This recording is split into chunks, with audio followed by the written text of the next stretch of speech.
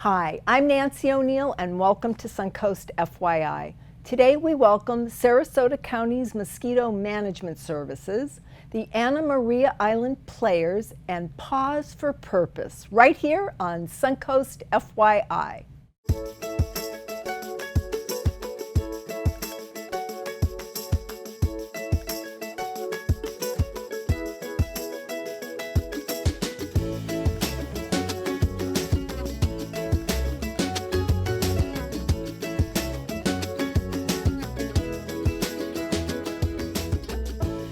My first guests are from Sarasota County's Mosquito Management Services. Wade Brennan, the manager of MMS, and community outreach specialist Natalie Barber are going to explain to us the importance of protecting yourself, your family, and your property from mosquitoes. Now, we know mosquitoes are a problem pretty much year-round here on the Suncoast. Yes. Why does our community need to be more concerned this time of year, what we were talking about earlier? Why is this a critical time? Well, we're already in July, and really there's 3 months of major concern for risk of arboviruses being transmitted to the public or citizens. And those months are July, August, and September. So that's when we really want everybody to take special note. We want people protecting themselves all year round because the risk is always out there. It just gets heightened during those 3 months. So those are really watchful months, and at the same time, that's when our rains are really starting. Yeah. Our mosquito populations start going up quite a bit. And so it's just, that is our peak activity that we need the public's help to take care of themselves as well. Well, we don't often hear about mosquito-borne diseases in Sarasota. Why is that? Well, you know, in Sarasota, we've had an established mosquito management program for quite a while. We started in 1944, and it's really, I feel it's part of our IPM program. We have such a diverse IPM program, which is an IPM? Yes, Integrated Pest Management Program. Thank you. Yeah, so what we're doing is we're taking a bunch of different facets of a business for mosquito management. For example, we're going to be getting rid of sources. We're going to be educating the public with Natalie's presentations. And then, you know, our staff are going to be going house to house trying to get rid of any kind of locations where they're causing mosquito problems. And then we're also going to be larviciding, adulticiding, killing all different forms of mosquitoes. By doing that at a major level or a high level, we can constantly reduce that risk to the public. So it's really the success of our IPM program that really dictates where we're going to be on a disease transmission cycle. Now, there's a threat is always out there. Our main avoidance is an epidemic, of course. Of course. Now, what are some of the difficulties that you foresee or have seen in the past that you're trying to overcome? Yeah, right now we have the rains are really starting to hit Sarasota. And as that rain, every single rain matters for us because it starts increasing the water table.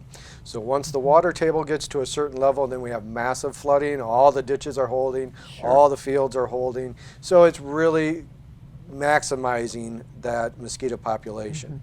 So our crews are out 5 days a week, every single day of the year. And so what ends up happening is we're just working as much as we possibly can, treating the ditches, the wood lots, and all that. What really gets difficult is when we're swamped with service requests, which are important for us to take care of, but that's really where we need the citizens to step in and take care of their own yards, help us out during this time so we can focus our efforts in those ditches, those areas that they cannot have any impact. And then that way we have a neighborhood impact instead of a focal yard impact.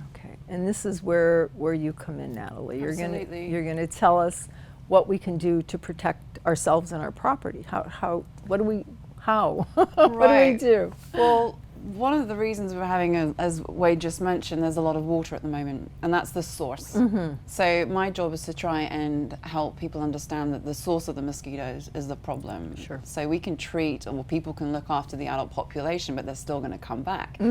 So standing water is where female mosquitoes would like to lay their eggs. Right. And that's where you'll find the larvae. So if you eliminate those habitats, then you eliminate potential mosquitoes. So if people look around their property for any standing water, pet dishes, for instance, Sure. old pots and buckets, even That a are bird catching bath. water. Right. Yep. And like bird baths, for instance, will have water, but if they're just left to stand there and not get cleaned regularly, again, that could be a problem. Even plants such as bromeliads. We have a lot of bromeliads in Sarasota County.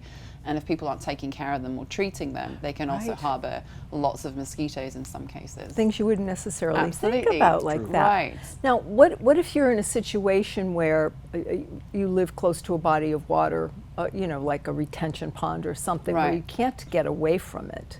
Well, What do you do then? Right, well that's one of the problems that Wade was mentioning, is that because we have such a lot of water at the moment, and people do call for service requests that maybe haven't even checked their yard, that actually holds up our staff. So if that's something that people could do to help us out. So if people already check their properties, and of course it's not going to solve the problem immediately, because the adults will still be around for Sure. a few days, but they may say after a couple of days that there aren't new adults. So that's just one thing that will help us, which means then we can go and check out those other areas, Wonderful. for instance. So those places where people can't get to, that's when we can go. That's when the technicians can go on service request to go and check Exactly. those areas. And we have your information. Absolutely. And is- we have a website, www.scgov.net/mosquito, Okay. or to call 311 and to ask for mosquito management services. Okay. Now, wearing repellents, I mean, we know they're necessary.